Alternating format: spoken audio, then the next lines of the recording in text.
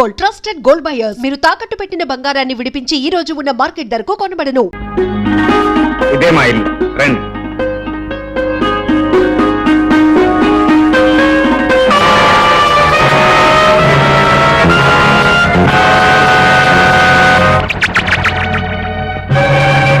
ఆగిపోయావే? ధైర్యం ఉంటే లోపలికి అడుగు పెట్టు. మానాభిమానాలు ఉన్నదానివైతే నా ముఖంలోకి చూసి మాట్లాడు. అమ్మా, ఎవరికి నువ్వు మాట్లాడేది? ఎవరిని చూసి ఎవరనుకుంటున్నావో, ఎవరిని గురించి మాట్లాడుతున్నావో నీకు అసలు తెలుసా? తెలియంది నీకురా. అది ఎవరు, దాని చరిత్ర ఏమిటో, అది ఎందరి జీవితాలు బలి తీసుకుందో తెలియంది నీకురా. అమ్మా, దేవత లాంటి మనిషిని పట్టుకుని ఏమిటా మాట? దేవత కాదురా, దెయ్యం. కావాలంటే ఎదురుగానే ఉందిగా, నోరెత్తి చెప్పు. రజనీదేవి గారు, ఎంతసేపు అలా మౌనంగా నుంచుంటారు? నా కుటుంబానికి మీకు సంబంధం ఏంటి? వాళ్ళు అలా మాట్లాడటానికి అర్థం ఏంటి? చెప్పండి ప్లీజ్. ఏమని చెప్తుందిరా? అది పతితనని చెబుతుందా, హంతకురాలని చెబుతుందా? ఏమని చెప్తుంది? ఆ దుర్మార్గురాలికి నా ముందు నిలబడి నోరు తెరిచే అర్హత ఉందా అని. ఇంతసేపు నా ముందు నిలబడటమే అది చేసిన ధైర్యం. దగ్గరే రజనీదేవి గారు, మీలాంటి వాళ్ళ దగ్గర నాలాంటి వాడు పనిచేయటం మహాపాపం. అందుకే మీరు ఇచ్చిన ఉద్యోగానికి రాజీనామా ఇస్తున్నాను. అమ్మా, ఇంటికి వచ్చిన అతిథుల్ని నోటికి వచ్చినట్టు మాట్లాడటం సంస్కారం కాదు. అతిథి దాని చెప్పమంటా? మీ ఇంటికి అతిథిగా వచ్చాను, నన్ను లోపలికి ఆహ్వానం. ఎవరూ మాట్లాడకండి. కింద అబద్ధమని మీ నోటితో మీరే చెప్పాలి.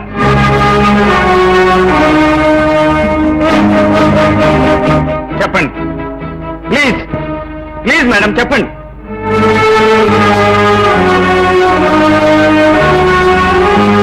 పతితనని చెబుతుందా, హంతకురాలని చెబుతుందా?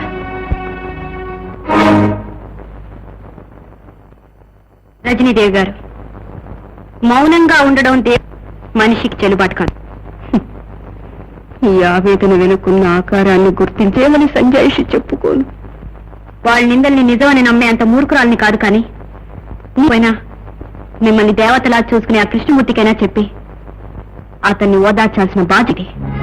ఈ రోజు మొదటిసారిగా మా వాళ్ళని చూశాను. వెనుకటి ద్వేషం వాళ్ళలో ఇంకా కనిపించింది. ఇన్నాళ్ళుగా నా దగ్గర పనిచేసినలో లేనని తెలిసి అతనికి ఏమని సమాధానం చెప్పాలని నా గుండె బరువెక్కింది. రజనీదేవి గారు, మీరు చెప్పే నిజాన్ని, కల్పించే అసత్యాన్ని దేన్నైనా సరే వినటానికి సిద్ధపడే వచ్చాను. ఏమండి, ఆవిడ మీ మేనత్త? కొత్తగా తెలిసిన బంధుత్వం కోసం అడగటానికి రాలేదు. పాత మమకారాన్ని తెంచుకోలేకొచ్చాను. రజనీదేవి గారు, మా అమ్మ ఆవేశానికి మీ మౌనానికి మధ్య ఉన్న సంబంధం ఏమిటి? తెలియాలా? అవును. తెలుసుకుని ఏం చేస్తావు? అపనిందైతే దాన్ని సృష్టించిన వాడిని తగలబెడతాను. నిజమని రుజువైతే నాకు నేనే దహించుకుపోతాను. వద్దు బాబు, అంత బాట అనుకు. నీకు చెప్తాను. ఒకనాడైన వాడికి చెప్తే అపహాస్యం చేసిన కథను, స్థానానికి చెబితే అబద్ధమని కొట్టివేసిన కథను నీకు మళ్ళీ చెప్తాను. నిజమని నమ్మగలిగితే విని తీర్పు చెప్పు. నీ నాన్న, నేను అన్నా చెల్లెళ్ళు. అన్నయ్యకు వదిలికి ఇష్టం లేకపోయినా నేను లాయర్ చంద్రశేఖరం గారిని కులాంతర వివాహం చేసుకున్నాను. మా వివాహాన్ని సమర్థించలేని అన్నయ్యతో తెగతింపులు చేసుకుని నేను ఇల్లు విడిచి వెళ్లిపోయాను. ఆ బాధ తట్టుకోలేక మీ నాన్న మంచం ఎక్కాడు. మీ మామయ్య అదే సమయంలో ఇంట్లో చేరి మీ నాన్న వ్యాపారంలో భాగస్థుడైన భూషయ్యతో చేయి గలిపి ఆస్తి కాజేశాడు. కేసు కోర్టుకొచ్చింది. మిస్టర్ జస్టిస్, ఆ విధంగా రంగనాయకులు గారి ఆస్తిని ఆయన వ్యాపారంలో భాగస్థుడైన భూషయ్య గరుత్మంతరావుతో కలిసి దురాలోచన చేసి కాజేశాడని మనవి చేస్తున్నాం. అంతేకాకుండా గరుత్మంతరావు తను కలిసి కుట్ర పన్ని అనారోగ్యంతో మంచం పట్టిన రంగనాయకులు గారి దగ్గర దొంగ సంతకాలు సేకరించాలని కూడా మనవి చేస్తున్నాం. దానికి సంబంధించిన డాక్యుమెంట్స్ అన్ని సాక్ష్యాధారాలతో సహా త్వరలోనే కోర్టు వారికి సమర్పించుకుంటాం. కనుక నమ్మక ద్రోహం చేసిన గరుత్మంతరావుకి, ఆస్తి కాజేసిన భూషయ్యకి కఠిన శిక్ష విధించవలసిందిగా కోరుతున్నాను. ఎక్కడికి వెళ్ళావా? మీరు కేసులో గెలవాలని మొక్కుకుని వచ్చాను. అంటే రేపు నీ కేసు గెలిచిన తర్వాత నేను గెలిచినట్ట, నీ దేవుడు గెలిచినట్ట? నేను నమ్ముకున్నదేది నా దేవుణ్ణి గెలిపించినట్టు. మొత్తానికి లాయర్ భార్య అయినందుకు నువ్వు మెరికలు తిప్పి మాట్లాడడం నేర్చుకున్నావా? రావయ్య, అమ్మా, దేవుని గుళ్ళో అర్చన చేయించాను, వెళ్ళి తీసుకురా. తమరిద్దరికి భోజనం వడ్డించి అరవాలేదులేరా? మీ అమ్మగారు 3 కన్నం వడ్డిస్తే ఏం కరిగిపోదు. వెళ్ళు. ఏమండి మీరు ఈ కేసులో గెలిచి తీరాలండి. అన్నయ్యకి మన పెళ్లి ఇష్టం లేకపోయినా నా వాటా ఆస్తి అమ్మి ఫిక్స్డ్ డిపాజిట్ లో వేసి పంపాడు. అలాంటి వ్యక్తిని ఇలాంటి వాళ్ళు నాశనం చేస్తుంటే చూస్తే ఎలా ఊరుకోవడం చెప్పండి. అందుకే కదా టోయ్ నేను కావాలని నీ కేసు టేకప్ చేశాను. చూడు, నిన్ను నా ఇంటికి తీసుకొచ్చేటప్పుడు లక్ష్మీదేవిని పోగొట్టుకున్నట్టుగా మీ అన్నయ్య బాధపడ్డాడు. ఇప్పుడు ఈ కేసు గెలిచి ఆ లక్ష్మీదేవిని ఆ ఇంట్లో అప్పగించి మరీ వస్తాడు. లాయర్ గారు ఏమిటో వర్మ, వెళ్ళేందుకు తీసుకొచ్చావు? మిమ్మల్ని కలిసి ఏదో లావాదేవీలు చేయించుకుంటానంటూ తీసుకొచ్చాను. ఇలా నిలబడి మాట్లాడుకుంటే ఏం బాగుంటుంది సార్? అలా పక్కకెళ్ళి కూర్చుని వివరంగా మాట్లాడుకుందాం రండి. అక్కర్లేదు, చెప్పండి. తామరు అలా కసుగుసమంటే మేమేం చెప్పగలం? నువ్వు ఆగురుడా, నేను మాట్లాడతాగా. లీడర్ గారు, తమరు ఈ కేసు వదులుకోవాలని చెప్పాలని వచ్చామండి. వదులుకోండి. నేను వదులుకుంటే మరొక న్యాయవాది వాదిస్తాడు. పొరపాటు లాయర్ గారు, ఈ దేశంలో చట్టం, న్యాయం, డిగ్రీలు, పెళ్లి కొడుకులు, ఆడవాళ్లు అంతా అమ్ముడు పడిపోయేసరికి కాకపోతే మిమ్మల్ని ఖరీదు చేయడానికి బావామరుదుల బంధుత్వం అడ్డొస్తుంది. అందుకే మిమ్మల్ని కొనలేక ఈ రూట్ లో వచ్చామండి. మీ పిచ్చి పిచ్చి ప్రయత్నాలు మానేసి తిరిగి వెళ్ళిపోండి. వెళ్ళిపోతాం లాయర్ గారు, కానీ ఒక్కటే షరతు. ఇన్నాళ్ల నుంచి మీరు సేకరించిన సాక్ష్యాధారాల తాలూకు ఫైలు మాకు ఇచ్చేయండి. పైగా ఈ కేసు మీరు విరమించుకున్నట్టు ఒక్క ముక్క రాసివ్వండి. వెళ్ళిపోతాం. లేకపోతే బ్రహ్మదేవుడు మీ నుదుటి మీద రాసిన నిండు నూరేళ్ల జీవితాన్ని మేము చేర్పేస్తాం. మా అన్నయ్యకి చేసిన అన్యాయం చాలక ఇక్కడ దౌర్జన్యం చేయడానికి వచ్చారా? మేము దౌర్జన్యం చేయడానికి రాలేదు రాజమ్మ, రాయబారం చేయడానికి వచ్చాం. మేం చెప్పినట్టు నీ మగుని ఒక్క ముక్క రాసిమ్మను, శాంతమూర్తుల్లా వెళ్ళిపోతాం. నా కంఠంలో ప్రాణం ఉండగా రాసివ్వను. అంతే కదా, దాన్ని తీసేస్తాం.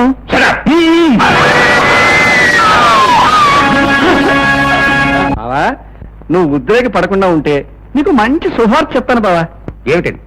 అదేం లేదు, మీ చెల్లెలు వాళ్ళ ఆయన్ని కట్టుబడి చంపేసింది. రాజమ్మ తన భర్తను హత్య చేసిందా? అవును బావా, మన ఇంటి పరువు తీసి ఒక కులం తక్కువ పెళ్లి చేసుకుంది. అంతటితో ఆగకుండా మరొకరితో అక్రమ సంబంధం పెట్టుకుంది.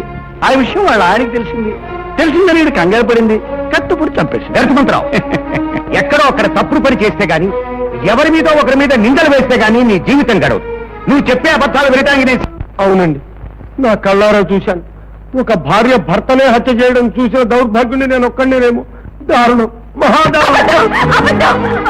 హత్య చేసిన అంతకుడు ఎప్పుడు తను చేయలేదనే చెబుతాడు. మీ కేకలు నమ్మి నిజాన్ని నిర్ణయించలేనంత తెలివి తక్కువది కాదు ఈ న్యాయస్థానం.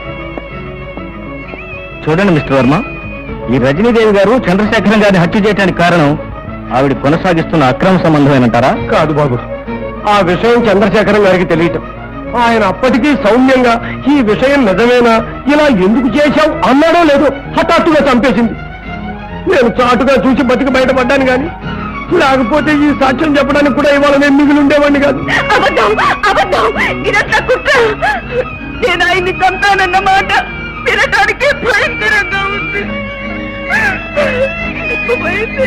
వాదాలన్నీ పరిశీలించిన పిదప పై సాక్ష్యాధారాలను బట్టి రాజమ్మ హంతకురాలని నిర్వివాదంగా నిరూపించబడింది. This is a cold blooded murder. కనుక ఈమెకు 10 సంవత్సరాలు కఠిన కారాగార శిక్ష విధించడమైనది. చూడు రాజమ్మ, ఆదర్శవంతమైన మొగుళ్లను కట్టుకున్న ఆడవాళ్ల జీవితాలు అడవి పాలు, రాళ్ల పాలు, జైళ్ల పాలు. తప్పదు. నువ్వు తప్పదని తెలుసుకునే వెళ్తుందండి పాపం. భూషయ్య, నువ్వు చంపింది నా భర్తని కాదు, కోర్టులోని న్యాయాన్ని కాదు, నాలోని ఆడ మనసుని. దెబ్బతిన్న పులిని చేసి పంపుతున్నావు, తిరిగొచ్చి నీ గుండెలు చీల్చి నీ రక్తాన్ని తాగుతాను. చూడు బావా, ఆ రోజు రాజమ్మ కొరటం చెప్తే నా మీద విరుచుకుపడ్డావు. నువ్వు నమ్మకపోయినా న్యాయస్థానం నీ చెల్లెలు మొగుడు చంపిందని నమ్మింది, శిక్ష వేసింది. ఎంతకన్నా ఏం కావాలయ్యా మన కుటుంబానికి పరువు తక్కువ. రాజమ్మ, బ్రతికుండగానే నాకు నరకం చూపిస్తావు అనుకోలేదు. నా వంశ గౌరవాన్ని మంట కలిపావు, నా పరువు ప్రతిష్టల్ని నాశనం చేశావు. నువ్వు హంతకి భర్త. ఉద్రేకపడకండి. ఉద్రేకం కాదు రాజమ్మ. ఏమండి? ఏమండి?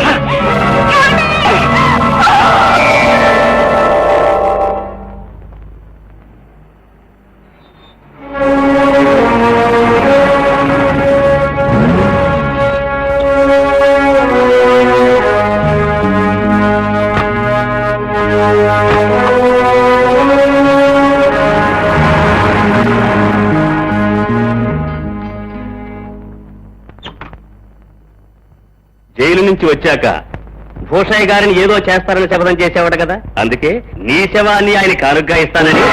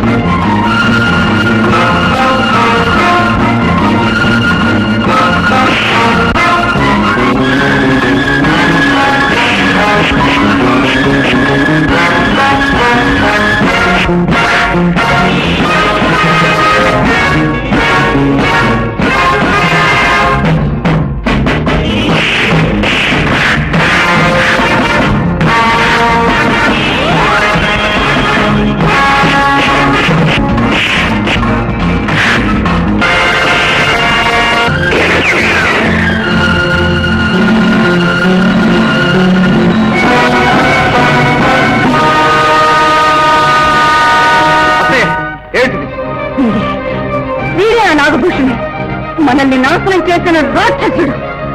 శిక్ష అనుభవించి బయటకు వచ్చినప్పటి నుంచి వీని సాధించడం కోసం, పగ తీర్చుకోవడం కోసం రగిలిపోతున్న నాకు నువ్వు సాధనంగా దొరికావు. అనుకున్నది సాధించే ప్రయత్నంలో నువ్వు వజ్రాయుధంలా కనిపించావు. నా పగ నీ ద్వారా సాధించదలుచుకున్నాను. దేవుడు తెలివైన వాడు. మనకు తెలియకుండానే వాడు అన్యాయంలో రగిన మనల్ని ఒక్కచోటు చేర్చాడు. వాడు మన ఇద్దరి శత్రువు.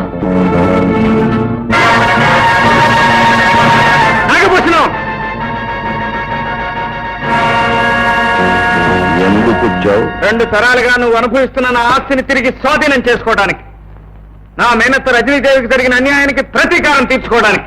నువ్వు రంగనాయకులు కొడుకువా? పెద్ద కొడుకుని. తండ్రి ఎందుకు చనిపోయాడో తెలియకుండా అమాయకంగా తలకొరివి పెట్టిన వాణ్ణి. ఇప్పుడు నీ తల ఒరిగిపోయేలా చేయడానికి వచ్చాను.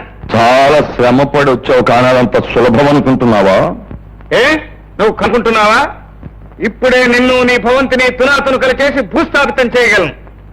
కానీ నీ శరీరంలో అన్ని పార్ట్లతోనూ నాకు పనింది గనక ఏ పార్ట్కి ఆ పార్ట్ మిగిల్చి వెళ్తాను.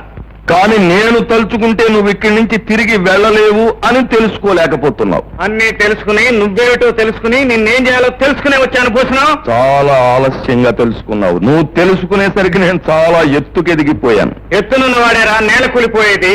మొరిగే కుక్క కరవదు. నీ కాళ్ళు తీసేయాలనే ఉంది, రావాలి. నీ చేతులు నరికేయాలని ఉంది, కానీ అవి నా తల్లికి చేసిన ద్రోహానికి ఆమె కాళ్ళు పట్టి క్షమాపణ చెప్పాలి. నీ నాలుక ముక్కలు ముక్కలుగా కోసేయాలనుంది, కానీ అది నా కుటుంబానికి జరిగిన అన్యాయాన్ని కోర్టులో ఒప్పుకోవాలి.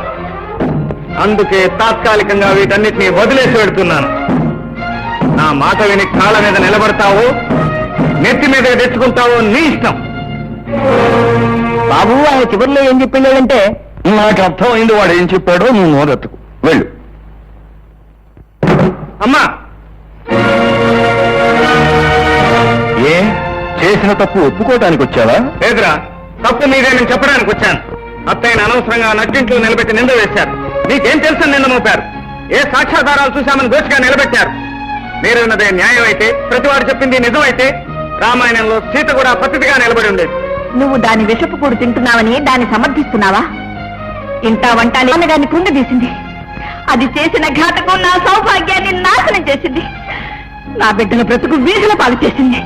ఘాతకి అసలు ద్రోహం చేసిన వాళ్ళు హాయిగానే బ్రతుకుతున్నారు. తప్పుడు సాక్ష్యాలకు, చేయని నేరాలకు బలైపోయింది అత్తయ్య. శత్రువునైనా ప్రేమించడం మన సాంప్రదాయం. అలాంటి కుటుంబంలో పుట్టి నాకు తల్లివేయండి, సాటి ఆడదాని గురించి ఇంత నీచంగా ఎలా మాట్లాడుతున్నావమ్మా? ఆవిడ గురించే కాదు, నీ గురించి కూడా మాట్లాడాలి. నువ్వు తిన్న చాలక ఆ ఎంగిల్ కుర్త మమ్మల్ని ఎందుకు? వాడెందుకు నా నోరు మియ్యాలి? ఆ నీచురాలి అండ చేరి దానితో చేతులు కలిపిన నేరానికి సిగ్గుతో నువ్వు నా నోరు మియ్యాలి. లేదమ్మా, మీరు ఊహించిందంతా నిజం కాదు. అత్తయ్య జరిగిందంతా చెప్పింది. అదేం చెప్పిందో నువ్వే విన్నావు. అదంతా నాకు అనవసరం. సిగ్గున్న వాడివైతే, పౌరుషం ఉన్నవాడివైతే ఈ జన్మలో నీ మొక్క నాకు చూపించుకో. అమ్మా, అమ్మా ఎవర్రా నీకు అమ్మా? ముందు నువ్వు ఇంట్లోంచి వెళ్ళు. వెళ్ళవు, వెళ్ళరా? నువ్వు వెళ్ళకపోతే ఇంటిన పాటికి ఇంత విషం ఇచ్చి వాళ్ళని చంపి నేను చస్తాన్రా.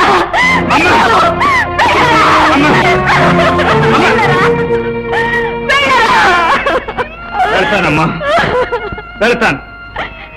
ఏ దిక్కు లేకుండా వీధుల్లో తిరుగుతున్న నన్ను చేరదీసి తన కుటుంబానికి ఇంత అన్నం పెట్టిన అత్తయ్యను నింద మోపి వెళ్ళగొట్టాం. ఇంతకాలం ఈ కుటుంబాన్ని మోసిన భుజం మీదే మీరు వేసిన ఆ నింద కూడా వేసుకుని వెళ్ళిపోతాను. నన్ను ఇంట్లోంచి వెళ్ళిపోమని నువ్వు ఆలోచన లేకుండా ఆవేశంతో ఇచ్చిన తీర్పే అయినా కన్న తల్లి మాట మీద ఉన్న గౌరవంతో వెళ్ళిపోతున్నాను. అల్లుడు, నన్ను ఇంట్లోంచి వెళ్ళిపోమన్నావు కానీ అంతకు ముందే నేను వాళ్ళతో సహా పీకేసానే. And for more videos, Please subscribe to iDream. Please subscribe to iDream. Please subscribe iDream. And please subscribe to iDream. For more videos, subscribe to iDream. please like, share, and subscribe to the channel. Congratulations, iDream. Subscribe to iDream. Subscribe to iDream.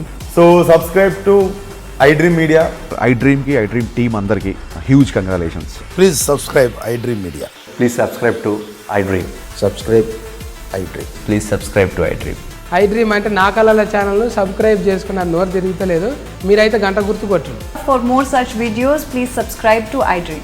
Subscribe to iDream. Please subscribe to iDream. Please subscribe iDream Media. Please do subscribe to iDream. Please subscribe to iDream Media. For best entertainment and information, please subscribe iDream. And don't forget to subscribe to iDream.